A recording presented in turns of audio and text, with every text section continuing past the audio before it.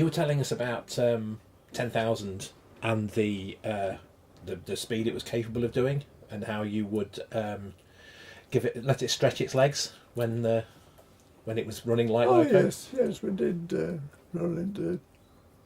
I mean, there's only a small crew on it. It's like loco when it said, I think we should make sure it'll do these speeds that everybody's telling. So we took it up to that speed. And what speed would it run to? I think it's about 96 we did.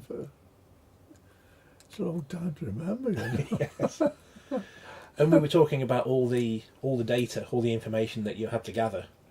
Well, yes. I mean, and all the carbon copies. Every cylinder had a temperature on it, both exhaust and water. So those all had to be recorded. All the turbochargers also we got the pressures on the turbochargers. So how often did you have to check all those? Well, there's really selected places where the thing would have been working hard or something like that. And at the time you're designing these things, you think what the temperatures should be. And it was a case of recording that and seeing they were continuing to do that. Yeah. And, that was one of the reasons why we travelled on it, on the locomotive. Because you must remember that just about everything on the loco is a prototype. Yes. We then got double-headed. I was doing that. I would go up to Glasgow one day and come back the next day on that one. Yeah. One question I was asked was, did you ever take it down Settle and Carlisle? Because I understood that was a popular test route for LMS locos. Oh, we run through Carlisle Yeah. daily, so Oh, so probably, Yeah. yes. Did you ever come? We're at Peak Rail now. Did it ever come this way? Well, it used to come through Matlock Yeah. regularly, yeah. But I say, I can remember this high-level chief from the underground. I had him running up and down the platform, sort of feeding me water. Oh, with the buckets of water. Yes. Yes. I reported that I was on the top floor doing. So if we recreate it and we bring it to Matlock, then it's historically correct. It was there. I was quite pleased when it came here.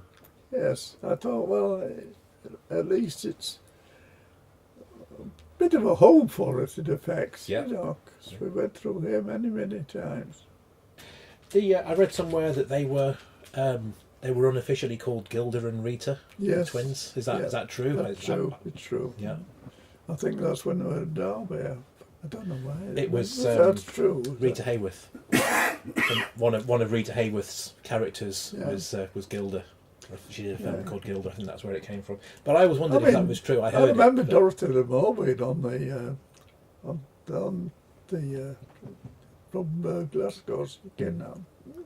After 10,000 and 10,001, we were talking earlier about what you did afterwards, because that was quite a small part of your career. So what did you do after?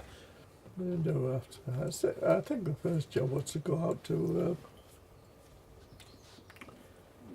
Sudan. Oh, you were saying about when the company got a new order, you would go out to. Yes, but that was general after sort of that. He would just say, I want you to go out here. So you went to Sudan? Sudan, I went to Sudan, and I think I went up 5 times to the to Malaya, because they kept asking for me. Yeah. What was when you got to Malaya and Sudan? What did you do? Well, I was mainly on training there. Oh yeah. They set up a school. I trained. I instructed anyway. More or less all the chiefs on there that were all interested. Just like you're interested in, what's going to happen. These things, and in fact, I was straight at it. As I remember, I think I arrived. They said, "Oh, you give it as a talk tonight." And you just arrived. Yes. Yeah. Oh my God, they're killing me. The money's worth out of me. And you were saying earlier that you were out of the country when you heard they'd been scrapped. Yes, yeah. Well, I didn't hear until I came back. I mean, there was no particular interest out in Malaya. To the people out in Malaya, anyway. It interested me when I came back. And I was talking about, you know, what was he doing now? And said, doing nothing, scrapped.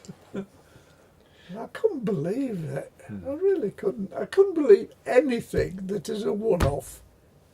That you would scrap it, just like that.